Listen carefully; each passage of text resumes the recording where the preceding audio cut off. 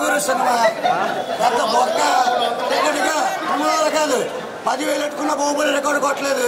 10,000 పెట్టుకోమని ticket cost 900 కాదు 10,000 పెట్టుకున్న బాహుబలి రికార్డు కొట్టలేదు. సినిమా పెద్ద బొక్క, నిద్ర బొక్క, రాత్రి తాగింది హ్యాంగ్ ఓవర్ ఉంది. ఆ పెక్క కూడా వచ్చిన టికెట్ డబ్బులు బొక్క, టోటల్గా ఓవరాల్గా ఫ్లాప్.